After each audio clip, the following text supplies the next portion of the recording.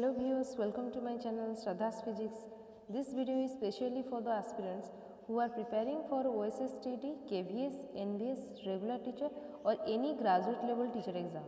We'll start rotational motion. So in the previous classes we have solved some questions on circular motion and also seen some formula based on the circular motion. So here also we will see some basic concept and small formulas that will help in the exam. So first the rigid body. What is a rigid body? A rigid body is that which has a definite size and definite shape. So this is because the distance between the different pairs of particles of such a body do not change on applying any force on it. So if I will consider this is a rigid body and consider any 2 points, so or this A point or B point, these are suppose any particles, so the distance between them is always remain fixed. Or we can say that on applying the forces they will not change. The position will not change. Exactly. Okay. The center of mass. What is center of mass? It is a point where whole mass of the body is supposed to be concentrated such that the behavior of the point under the effect of the external force is similar to the body itself. Otherwise we can say that if this is the center mass, it is a point actually. This is the point where whole of the mass of the body is supposed to be concentrated simply. So in a two particle system, if r1 and r2 are the position vector of the two particles, then the position vector r of the capital R of the center of mass is r will be equal to m1 r1 plus m2 r2 divided by m1 plus m2. So let us see, suppose this is a rigid body, a particle having mass m1 and b particle having mass m2. So this particle A is situated from the origin. So from the origin it is situated at a distance r1, and this particle B which having mass m2 is situated at a distance r2. So this is the position vector, and this capital R gives the center of mass, or this is the position vector R of the center of mass. At this point center of mass lies, so this will be the position vector of the center of mass. So this will be m1 r1 plus m2 r2 divided by m1 plus m2.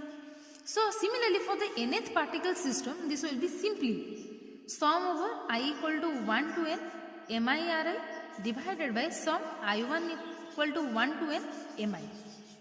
So the coordinates of the center of mass are, so for the x coordinates along the x axis, so x will be equal to I equal to 1 to n sum mixi divided by sum over I equal to 1 to n mi, and in the y coordinate y will be sum I equal to 1 to n mi yi divided by sum of I equal to 1 to n mi, and along z coordinate equal to sum I equal to 1 to n mi zi divided by sum I equal to 1 to n mi. So for the two particle system along x axis, if I will consider along the x axis the center of mass lies. Okay, if the along x axis lies, it means that along y axis center of mass is 0 or it is absent.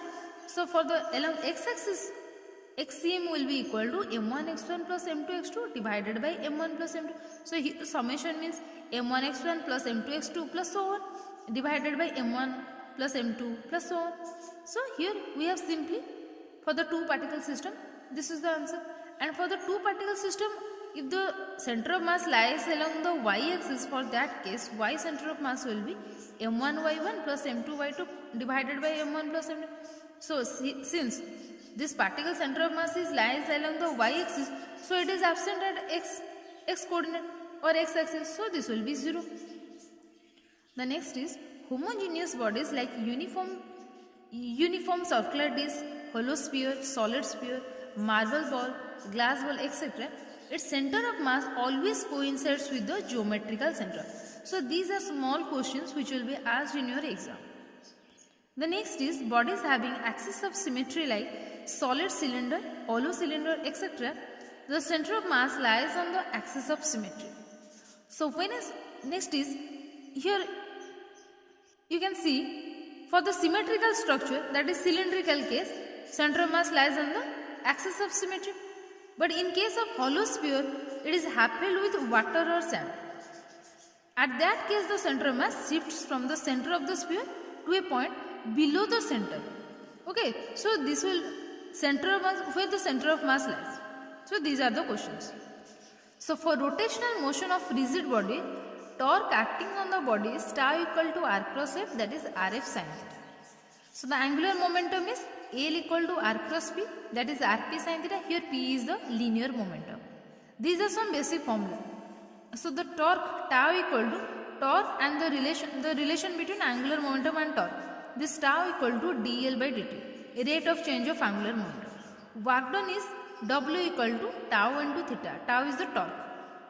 Power in rotational motion is P equal to tau into omega. Omega is the angular velocity. So in the next class we will see moment of inertia. So this is all for today. Thank you.